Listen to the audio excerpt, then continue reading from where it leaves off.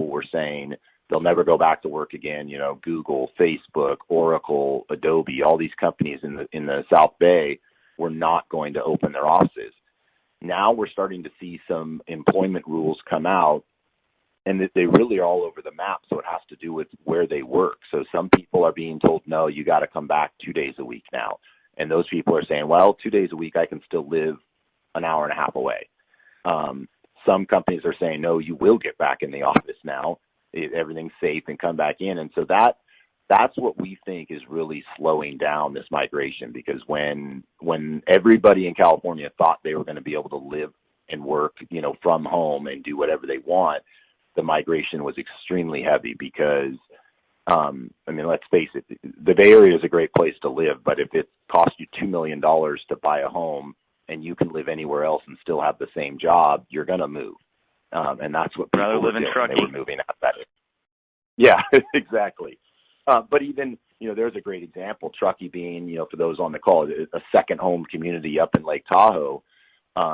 We're seeing people start to move out of Truckee again, because what happened is they migrated up there because obviously it's one of the most beautiful places in the world, but now they're realizing the infrastructure up there isn't really set for that type of living. The schools alone, I mean, they're just not the same level of education that you get in the Bay Area or in Sacramento. They do not have the support.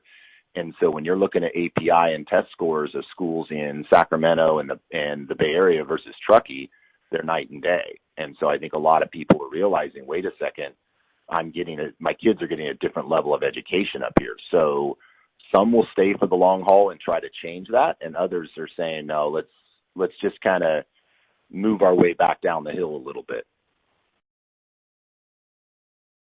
And back to Zillow, I guess when you think about what's happening with their business model evolution from, you know, trying to do more things. You mentioned, you know, iBuying earlier. They're trying to get into that market.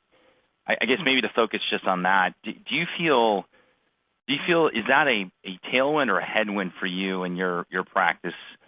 Because in some ways it may mean that they may end up having, you know, more inventory where they could theoretically be showing you something that, or your client, you need. They've also got some interesting services, and I'm curious whether it's titling, mortgaging, all the other things that they can do to help ease the friction for your clients. Is that something that I get, just get your perspective of what they're doing in iBuying and what that means for you? Yeah, and this is, you know, strictly my opinion of what I've seen.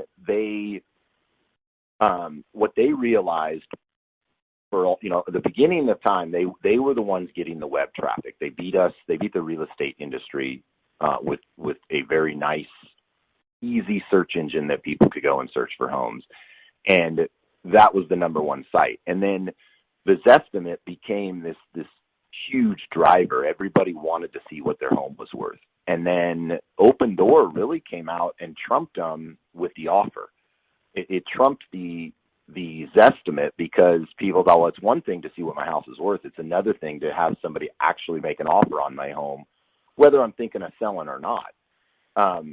And so I believe, that's my personal opinion, is why Zillow got in is not to make a bunch of money off iBuying, but to get back the traffic, because Opendoor was eating into their traffic now because people thought an offer was better than a Zestimate.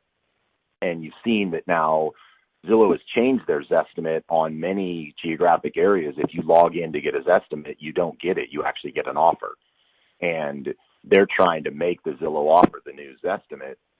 And I think, you know, my personal opinion is they were doing that again. They're trying to get more of the traffic back, because when you see what they're offering on homes and then how fast they're selling them, I know there's some accounting magic they're using, but you know, no matter what way you slice it, if you buy a home for $400 and sell it for $400 minus all your costs, you're losing money.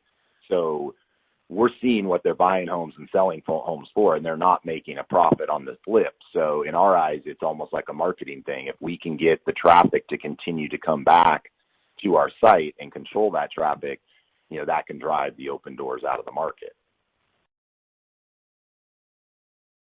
And is iBuying really taken off? I mean, we're obviously in a much higher priced home market than, say, Minneapolis